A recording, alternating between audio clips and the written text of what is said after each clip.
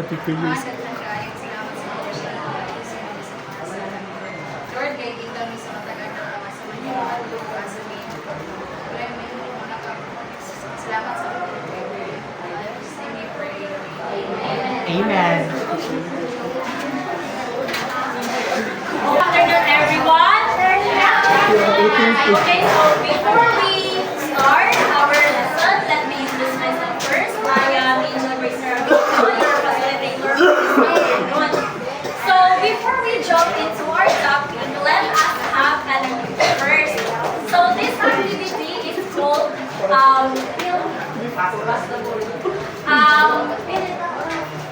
guess the word, but not this. So basically, magpa-play ko music, then ipasa ninyo sa next person. So if ever man na ako stop, so kinsay matunan sa ball, will fill the piece of paper, tapos na ay nakaputang di ali kada papel na na-save, or it's either na ay jumbled letters. So if ever na you will basa save na papel, then inyong ipasa sa next person ang papel. At the music will continue to play. So now. And then, kung makabunot mo jumbled letters, then that's the time nga, i-answer ninyo, i-guess ninyo ang word within 5 seconds. So, guess ba? Yeah. Yes. Okay, so, Okay, so mag-start na. okay, 3, 2, 1, go! Oh! Dali, Roy! Uy, dali!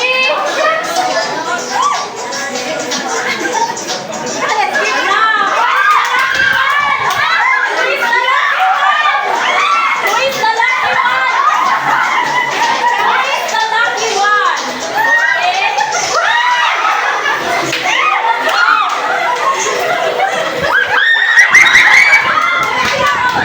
Pasa lang, pasa! Pasa! Pasa! Stop!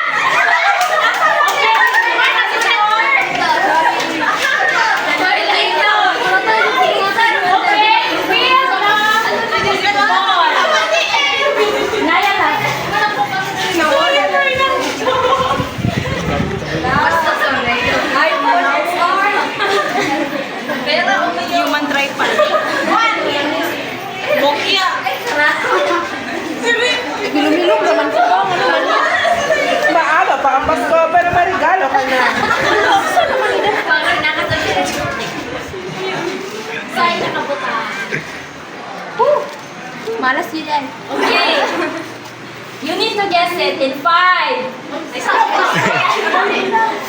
Wala na siya sa song topic. In 5, 4, 3, 2. Different? Yes, correct. Ay, Bersa! Ayaw, iitsa! Ipasa lang eh! My God! Ayaw na! Para sa sequence sa board kay na. Alayo kayo. Ano na? Bisa yung naman kayo. Okay, ready? Wala na may balikan. Okay, ready? Wala na may balikan. Go!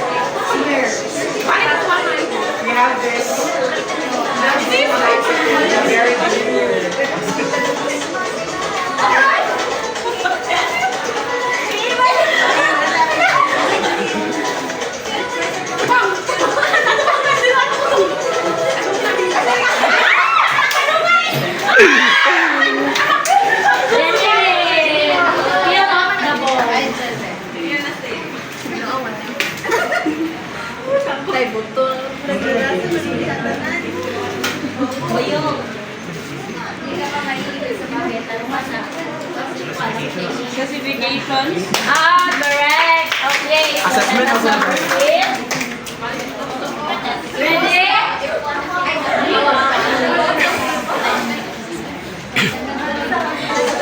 Go!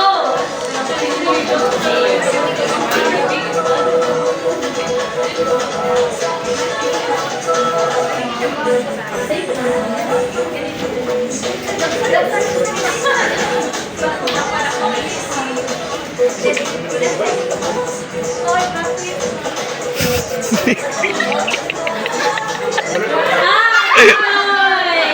Sino the boss?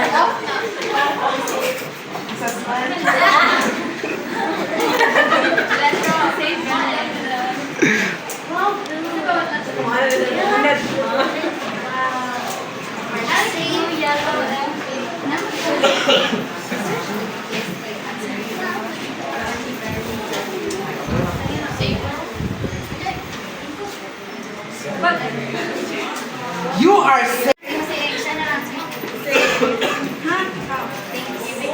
Five.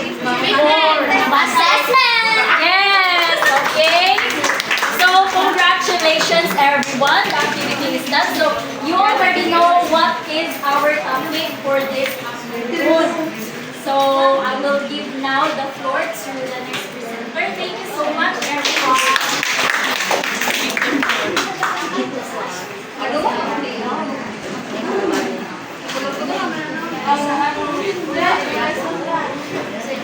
Okay, so good afternoon everyone. So my name Okay, so good afternoon everyone. My name is Jamaica Perez Sarosas and I am your first facilitator for this afternoon. So our topic is all about different classification of assessment. So before we proceed to our discussion proper, let us have an analysis. Okay, so I want Miss Del Campo to answer my question.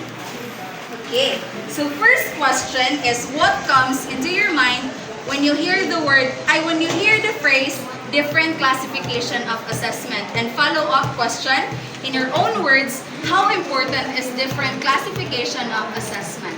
So I do believe that when I heard the classifications of assessment, the word that comes up in my mind is that the purpose, form, and interpretation, and the importance. Yes, the importance is that the importance is that it's tracking the growth of learners and grading their performance. Okay, so thank you, Ms. Del Campo. So now let's proceed to our learning outcomes.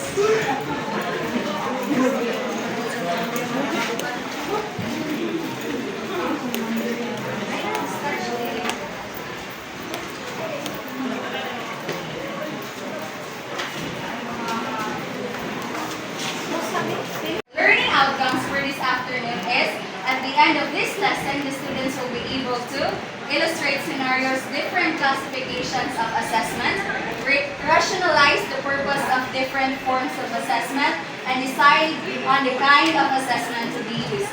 Okay, so what are the different classification of assessment? Who wants to read? Yes, Miss Busila? The different forms of assessment are classified according to purpose, form, interpretations of learning, functions, ability, and kind of learning. Okay, so thank you, Miss Busila. So when we say different form of assessment, there are 6 types of it. So we have the purpose, form, function, kind of learning, ability, and interpretation of learning. So when we say purpose, it is want to know the students. When we say form, it is how to assess your students. When we say function, it is who creates the test. And kind of learning is what is being measured. And ability is the nature of task. And interpretation is how the result will be understood. So first, let us have the educational assessment. So why do we use educational and psychological assessment? So who wants to read education? Yes, Miss Alvarado. Educational assessments are used in the school setting for the purpose of tracking the growth of learners and grading their performance. This assessment in the educational setting comes in the form of formative and summative assessment. These work hand in hand to provide information about student learning. Okay, so thank you, Ms. Alvarado. So when we say educational assessment, it is to track the learning growth of the learners within the classroom setting. And also, it focuses on the academic purposes or performances and learning of the students using the tests and evaluations tied to educational content. So next, we have psychological assessment. So who wants to read? Yes, Ms. Dongalio. Psychological assessments, such as tests and scales, are measures that determine the learner's cognitive and non-cognitive characteristics. Examples of cognitive tests are those that measure ability, aptitude, intelligence, and critical thinking. Affective measures are for personality, motivation, attitude, and interest. Okay, so thank you, Ms. Dongalio. So when we say psychological assessment, it is cognitive and non-cognitive assessments. It assesses the measures of students' mental ability, personality, and emotional state. So, psychological assessment, it is focuses on mental and emotional functioning using tests, evaluate cognitive abilities, personality, and mental health. So, what are the difference between educational assessment and psychological assessment is each type of assessment plays a critical role in understanding different aspects of an individual ability and needs, often complementing each other and providing a comprehensive view of the person being assessed. So, we have the psychological assessment that measures the ability, aptitude, intelligence, and critical thinking. So first, the aptitude. First, we have the ability. Ability refers to the competence or skill a person already possesses to perform a particular task or action. So an example aning ability is a person's ability to a foreign language or solve mathematical problems. So abilities are specific and often measurable, reflecting what a person can currently do. So ang ability daw kay magkuan siya sa isa ka tawo kung unsay kaya niya buhaton. So next we have aptitude. Or aptitude. Aptitude is the potential or natural capacity to learn or develop skills in a particular area. So an example ani is a person might have an aptitude for music, which suggests they can learn to play instrument or understand musical theory more easily than others. So ang aptitude daw kay mo siya kanang ay potential nimo siya nga nasa imuha nasa imuha if padayon pa nimo nga padayon pa nimo nga mas i-practice or mas magka-improve ang imong knowledge kay for example ganang how ka sa problem solving, and then pag 9 times nga if bakasyon tapos mahunungan na nimo siya, then may possibility nga ibalik sa klase or na mga kanang buhatunon or ipagbuhat sa mga about problem solving, then ay medyo nakuha naman ka, medyo nawala naman ka, so may possibility na dili na kayo siya nimo makuha. So next we have the intelligence. So intelligence is a broader, more general concept that encompasses a person's ability to learn, understand, reason, and apply knowledge to solve problems. So an example ani kay logical reasoning, abstract thinking, the ability to adapt a new situation and solving complex are indicators of intelligence. So intelligence is a general measure of cognitive capacity, often quantified by IQ test, but it is multi-facet and can manifest in various forms. So ang example ng intelligence ay narin two types of intelligence. We have the emotional and spatial intelligence. So last, we have the critical thinking.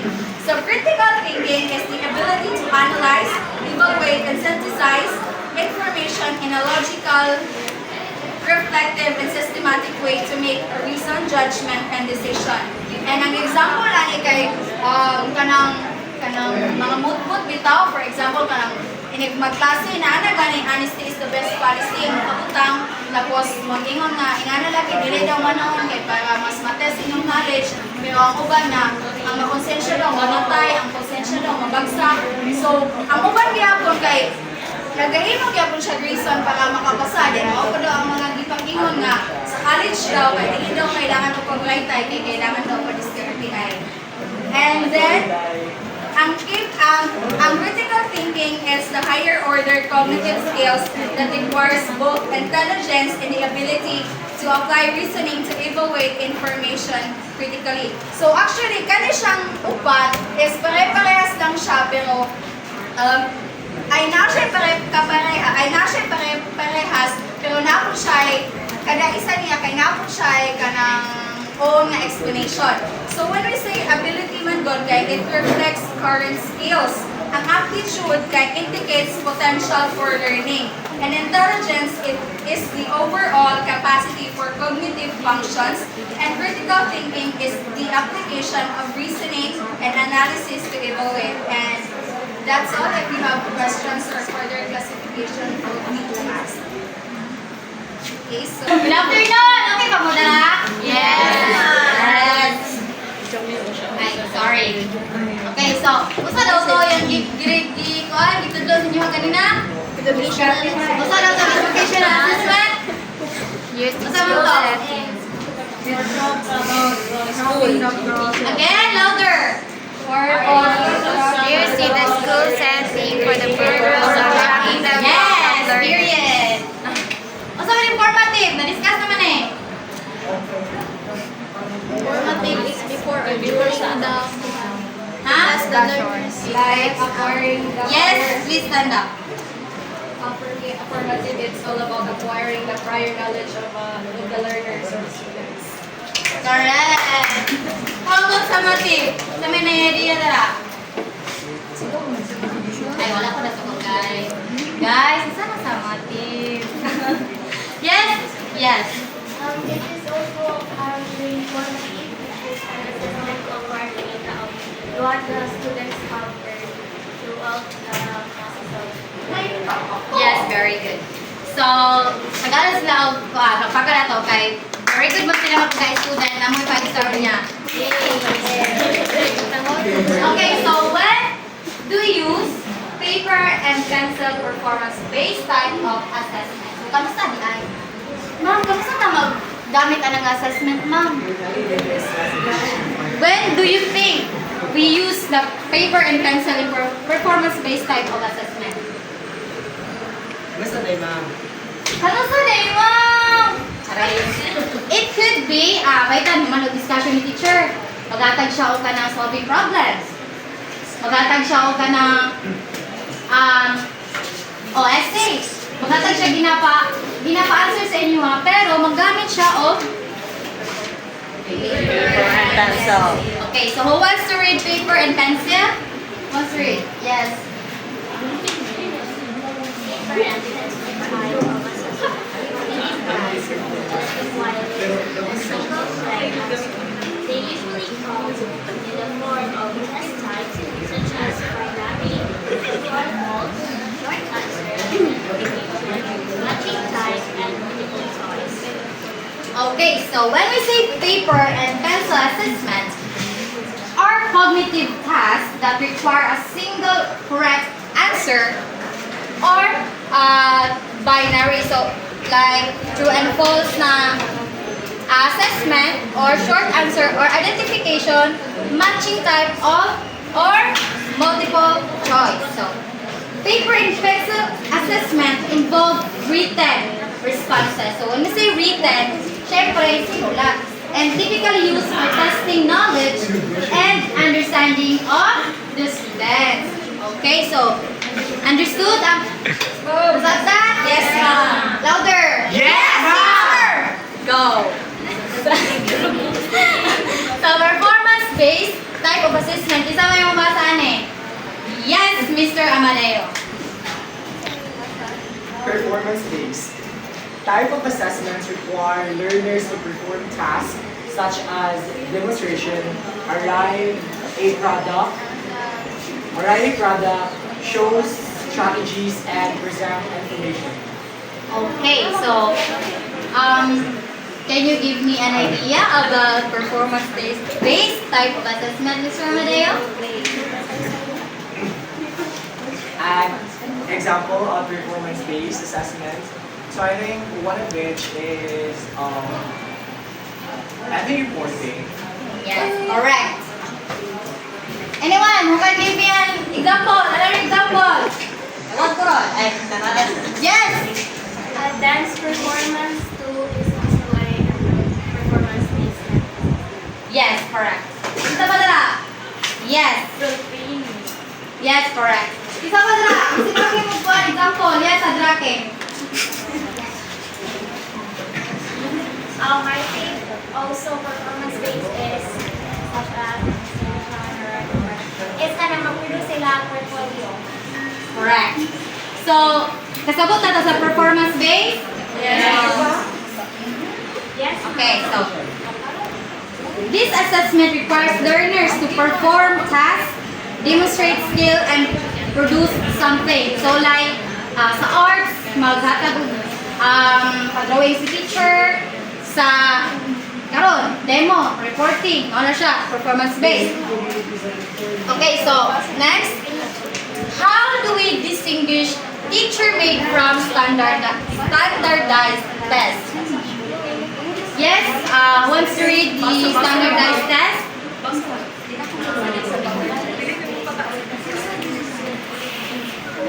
Isa gusto mo basa? Basa lang. Yes, Miss Luyaw. Okay. Standardized tests have fixed directions for administering and scoring. They can be purchased with test manuals, booklets, and answer sheets. Yes, when we say fixed directions, it means it is from the organization or from the higher ups. Yes, that's correct. And for administering and scoring, so they can be purchased with test manuals, booklets, and answer sheets. So when we say standard test, parehas ang giingon kaganiya, it is developed by organizations and administered in a consistent manner with scoring based on a large population. So, ang example sa standardized test, we have LET exam, bar exam, PMPA, NAT, o PMA. Okay, so do you have any questions? None. Okay, so let's proceed to next slide.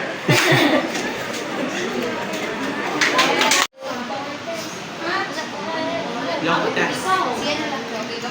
Dapat yan ito, ano, video. Okay, so good afternoon everyone. I am Angel Reyes Abilio. I am the third presenter. So, my topic is non-standardized and teacher-made test. So, who wants to read? Okay, go ahead, Miss Alba. Standardized. Non-standardized or teacher-made tests are usually intended for classroom assessment. They are used for classroom purposes, such as determining whether learners have reached the learning target. Okay, thank you so much. So when we say non-standardized or teacher-made test, basically, obvious na no, from the word teacher-made test, so si teacher ang gagawin. So, example, ani is na itong klase ganina, under sa educational assessment, formative and summative assessment. Kay mostly sa mga ingani na type of assessment, si teacher dyan ang magbuhat. Okay? So next is, what information is sought from achievement and attitude test? So who wants to read achievement test? Okay, go ahead, Mr. Okay, so achievement test. Measure what learners have learned after instruction or after going through a specific curricular program. It is a measure of the accomplished skills and indicates what a person can do at present, according to Atkinson 1991. Okay, thank you so much. So when we say achievement test, basically it is, the purpose of it is to measure the student's learning like after this section, after all the lessons nga gihatag ni teacher. Like for example, ani kay kanang kuan.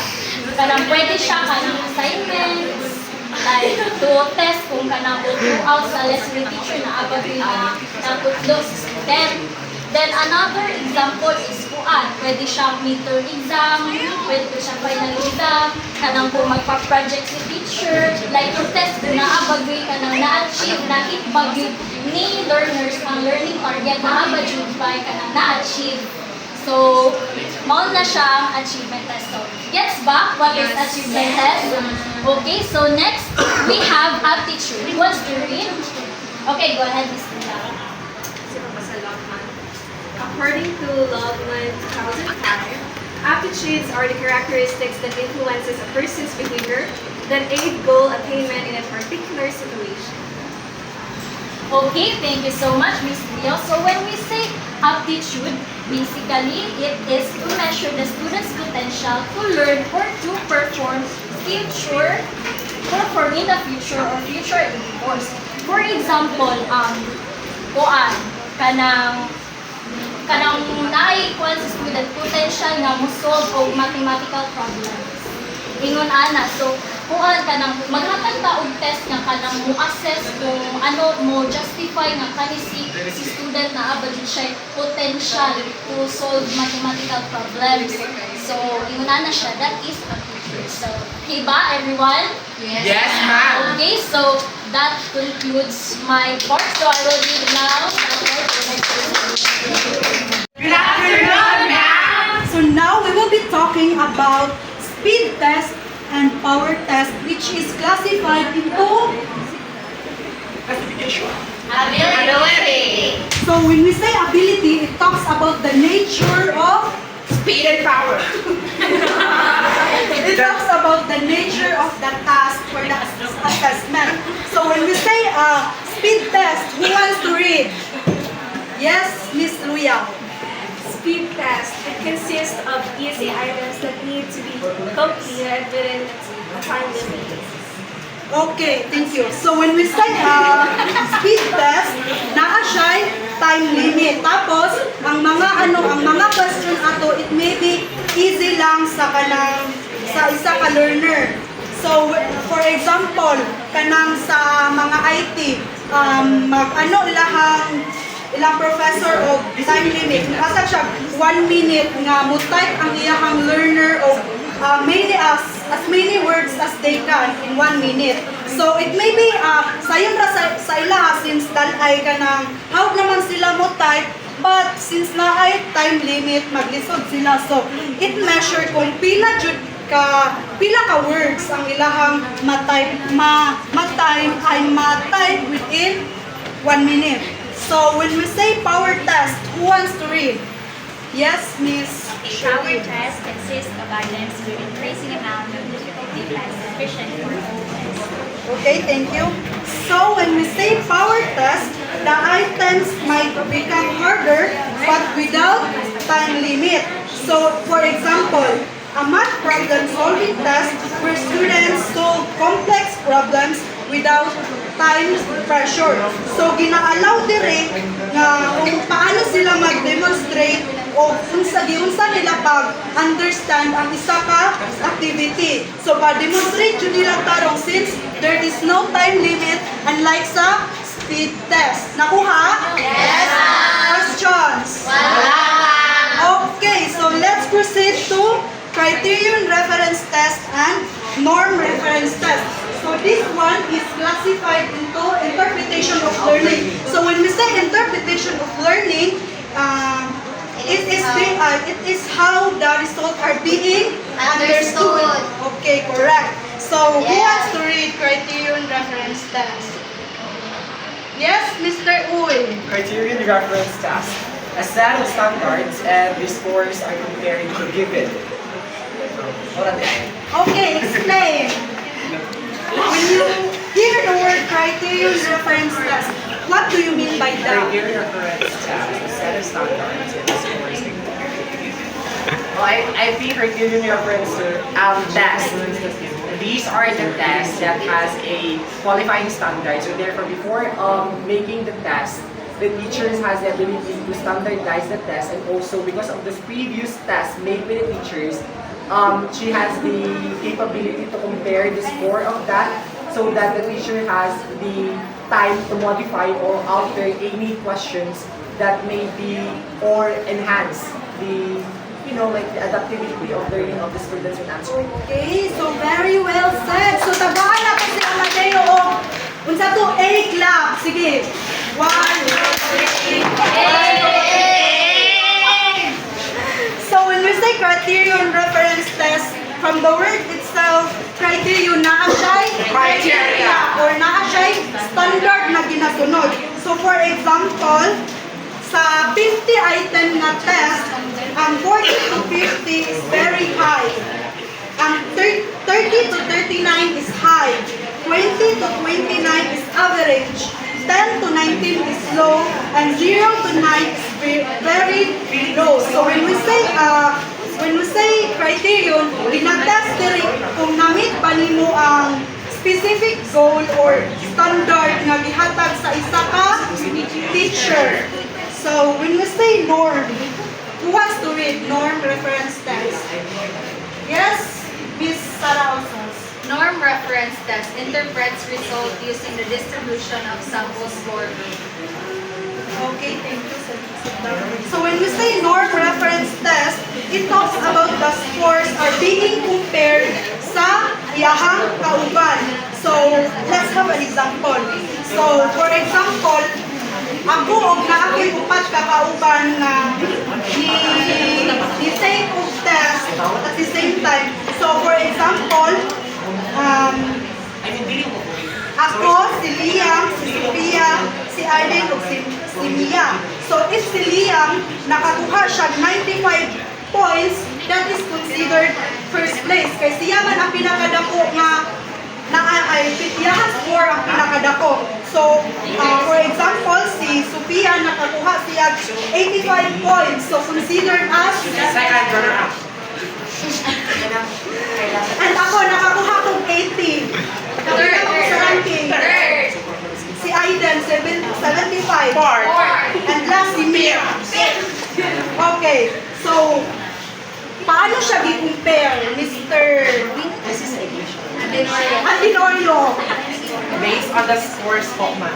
Based on scores. Points. So, ako, nakakuha kong 85. So, paano siya i-compare? For example, di ba si Lia at si Sophia, kay mas taas sila score sa akuha. And si Iris at si Mia, mas muko sila sa akuha. So, that means na my score is just below average, pero wala nakaampas si Iris at si Mia. So, sa may point ani, when we say norm reference test, ang akuhang score di compare sa akuhang kauban within the group. So the goal is unsay goal ato Miss Kuan? Julie Jople. What is the goal of this one, norm reference test? Yes. The goal of the norm reference test is to compare or your score to other classmates or other students. Okay, thank you. So, the goal of this norm reference test is lantawon niya kung asa ko na stand atong akong mga kauban, di ba? Third to kay below average ako ang nakuha. So, this means na ang norm reference, wala siya nag-matter kung pila ka points ako nakuha. Kung dili dito sa ranking. Okay, nakuha? So, again, when we say your, ang imuhang performance or ang imuhang score, we compare sa imong kauban. When we say criterion, ang imuhang performance or ang imuhang score, we compare sa standard or criteria. Nakuha? Yes! So,